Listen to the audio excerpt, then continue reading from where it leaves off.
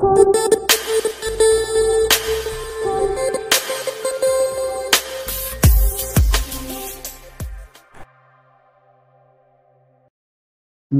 आदाब, सत श्री अकाल। मैं मनदीप सिंह आपके अपने YouTube चैनल आस्क क्लास गुरु में आप सबका स्वागत करता हूं। दोस्तों, हम कंस्ट्रक्शन लाइन के एक बड़े ही इंपॉर्टेंट टॉपिक ग्लास के बारे में डिस्कस कर रहे हैं। ग्लास के इसी टॉपिक को हम आगे बढ़ाते हुए आज हम इसका नेक्स्ट टॉपिक डेकोरेटिव ग्लास के बारे में जानेंगे। डेकोरेटिव ग्लास क्या होता है, डेकोरेटिव ग्लास कैसे कैसे तैयार होता है, डेकोरेटिव ग्लास का यूज कहाँ कहाँ होता है, डेकोरेटिव ग्लास और फ्लोट ग्लास के अंदर क्या क्या समानताएं हैं और डेकोरेटिव और फ्लोट ग्लास के अंदर क्या क्या असमानताएं हैं।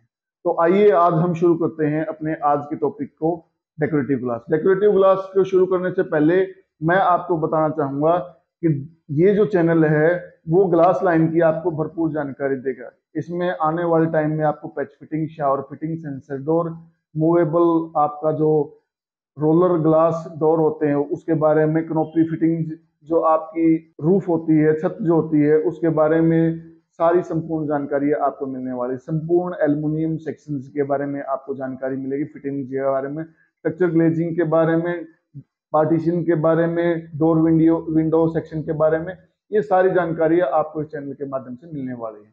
तो बने रहिए मेरे इस YouTube चैनल के ऊपर और देखते रहिए आस्क क्लास गुरु। तो शुरू करते हैं हम आज के topic, decorative glass. Decorative glass से वो ग्लास, शीशे का वो स्वरूप होता है जो कि विभिन्न माध्यमों से शीशे के अंदर विभिन्न प्रकार की आकृतियों को बना दिया जाता है, उसके ऊपर उन्हें बनाने का कार्य किया जाता है, जिससे शीशे का आकर्षण और भी ज्यादा बढ़ जाता है। विभिन्न प्रकार के डेकोरेशन के सामान, जो फूल पत्तियां होती हैं या चित्र जो होते हैं, वो शीशे के ऊपर बना दिए जाते हैं, जिससे कि शीशे की खूबसूरती और भी बढ़ जाती है, जिसे कि हम घरों के इंटीरियर के अंदर काफी ज्यादा मात्रा के अंदर इस्तेमाल करते हैं।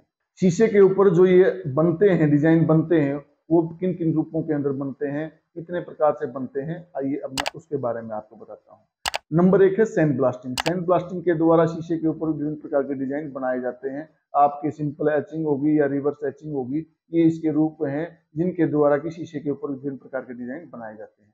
नंबर 2 है आपका एसिड वर्क। एसिड वर्क के द्वारा विभिन्न प्रकार के कार्य जो होते हैं, विभिन्न प्रकार की फूल पत्तियां या और भी कार्य जो होते हैं, वो शीशे के ऊपर एचिंग के रूप में इस्तेमाल किए जाते हैं। मिल्की शीशे के अंदर जो शीशे की स्मूथनेस को बनाई जाती है और विभिन्न प्रकार के डिजाइन मिल्की के अंदर बनाए जाते हैं। कलर वर्क, विभिन्न प्रकार के जो कलर्स होते हैं उनका इस्तेमाल शीशे के डिजाइनिंग के रूप में किया जाता है। फ्यूजन वर्क, शीशे के ऊपर टुकड़ियां चिपका करके फ्यूजन का काम किया जाता है। नंबर 6 है स्टेनिंग। शीशे के ऊपर विभिन्न मेटल्स, धातुओं का इस्तेमाल करके स्टेनिंग करके शीशे को स्टेन ग्लास तैयार किया जाता है।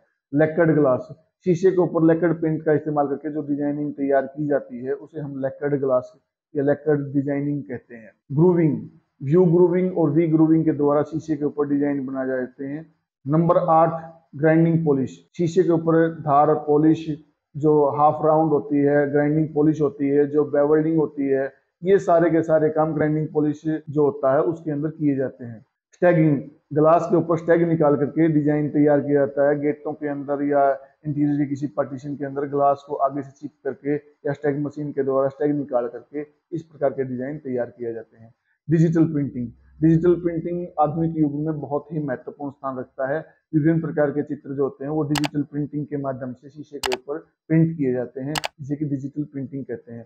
सर्मिक पेंट के द्वारा विभिन्न प्रकार के जो शीशे होते हैं जो आपके गैस चूल्हों के ऊपर लगाए जाते हैं, सर्मिक पेंट के द्वारा तैयार किए जाते हैं। नंबर 13 है आपके फिल्मों के द्वारा। फिल्मों के द्वारा जो विभिन्न प्रकार के आपके चित्र होते हैं, डिजाइन होते हैं, बहुत से शीशों को डेकोरेटिव किया जाता है, फिल्मों के माध्यम से उन्हें तैयार किया जाता है। तो ये सारे के सारे रूप थे जो कि डेकोरेटिव ग्लास इनके द्वारा तैयार होते हैं। उसके बाद में आपका नंबर आता है कि डेकोरेटिव ग्लास का यूज कहाँ कहाँ होता है। आर्किटेक्चरल बिल्डिंग के अंदर बहुत सी जगह ऐसी होती है जहाँ पर डेकोरेटिव ग्लास का यूज होता है। नंबर 1 घरों की मूर्तियों में जो हमारा जिन्ना होता है उसके सामने फ्रंट में लगने वाला जो शीशा होता है उसमें काफी मात्रा के अंदर इस शीशे का इस्तेमाल किया जाता है, जहाँ पर विभिन्न प्रकार के डिजाइनिंग बना करके फ्रेमलेस शीशे को लगाया जाता है। नंबर 2 आपके बाथरूम्स के अंदर जो मिरर लगे होते हैं या जो आपका शोकेस होते हैं उनके अंदर जो मिरर लगे हुए होते हैं उन्हें विभिन्न प्रकार की डिजाइनिंग करके वो वहां पर यूज किए जाते हैं। नंबर 3 है आपके ज्वेलरी की शॉप्स के अंदर जो शीशे यूज किए जाते हैं या कपड़े के शोरूम्स होते हैं उनके अंदर विभिन्न प्रकार के जो शीशे यूज होते हैं जिन्हें की डिजाइन बना करके लगाया जाता है, वो सारे के सारे शीशे जो होते हैं वो डेकोरेटिव ग्लास के अंदर आते हैं। उसके बाद में किचन के जो ड्रॉयर बनते हैं उनमें विभिन्न प्रकार के जो ड्रॉयर्स होते हैं उनके अंदर विभिन्न प्रकार के जो ग्लासेस लगाए जाते हैं डेकोरेटिव करके, वो भी डेकोरेशन का ही एक पार्ट होते हैं। उसके बाद में घरों में लगने वाले डोर विंडो पार्टीशन है उसके अंदर भी डेकोरेटिव ग्लास का काफी मात्रा में इस्तेमाल किया जाता है। शोरूम्स जो बनते हैं, आधुनिक शोरूम जो बनते हैं उनके अंदर जो शीशे का इस्तेमाल होता है उसमें विभिन्न प्रकार की डिजाइनिंग करके, डिजिटल प्रिंटिंग करके, नाम उगेड़ करके या लाइटिंग वाले जो मिरर्स होते हैं वो लगाए जाते हैं। घरों के अंदर बनने वाले मंदिर जो होते हैं, मंदिर होते हैं या पूजा स्थल होते हैं, विभिन्न प्रकार के विभिन्न विभिन्न धर्मों के जो पूजा स्थल होते हैं उसमें भी इस शीशे का काफी ज्यादा मात्रा में इस्तेमाल किया जाता है। ड्राइंग रूम के पार्टीशन करने में भी इस शीशे का काफी ज्यादा इस्तेमाल किया जाता है। जो हमारे मेन गेट होते हैं, जो घरों के बाहर लगने वाला शीशा होता है उसके अंदर स्टेक ग्लास का इस्तेमाल करके डिजाइनिंग गेटों के अंदर जो मेन स्टील के गेट होते हैं उनके अंदर इस शीशे का इस्तेमाल किया जाता है। घरों में लगने वाली रेलिंग जो होती है, जो ग्लास रेलिंग होती है जो फ्रंट में लगती है या आपके जिन्नों के ऊपर लगती है, उसके अंदर भी डेकोरेटिव ग्लास का काफी प्रचुर मात्रा में इस्तेमाल किया जाता है। उसके बाद में आप देखेंगे कि घरों के अंदर लगने वाली फॉल सीलिंग जो होती है उसके डिजाइन को बढ़ाने के लिए, उसमें से लाइटिंग गुजारने के लिए भी इस शीशे का इस्तेमाल किया जाता है। उसके बाद में मैं आपको बताता हूँ कि जो आपका फ्लोट ग्लास होता है और डेकोरेटिव ग्लास जो होता है, दोनों के अंदर क्या क्या समानताएं होती हैं। दोनों ही शीशों को के अंदर बहुत सी समानताएं होती हैं। नंबर एक, ये दोनों ही सेम मेटल के बने होते हैं, सेम ग्लास धातु के बने हुए होते हैं।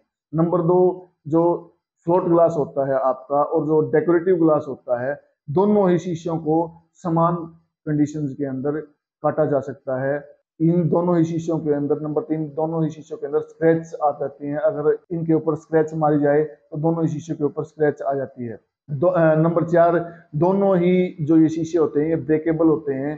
किसी विशेष कंडीशन के अंदर अगर ये शीशे आपको ब्रेक करने होते हैं तो ये शीशे जो होते हैं वो ब्रेक हो जाते हैं। उसके बाद में दोनों ही शीशों के एक से अधिक रूप होते हैं, एक से अधिक प्रकार के ये दोनों ही शीशे पाए जाते हैं। दोनों प्रकार के जो शीशे होते हैं वो शीशे काफी ज्यादा मात्रा में इस्तेमाल होने वाले आर्टिफिशियल बिल्डिंग के अंदर इस्तेमाल होने वाले ग्लासेज हैं, दोनों ही शीशे। उसके बाद में मैं आपको बताता हूँ दोनों शीशों के अंदर असमानताएं, दोनों शीशों के अंदर क्या क्या असमानताएं होती हैं। जो आपका डेकोरेटिव ग्लास है ये आपका फ्लोट ग्लास की अपेक्षाकृत ज्यादा महंगा शीशा होता है, फ्लोट ग्लास इसकी अपेक्षाकृत सस्ता शीशा होता है।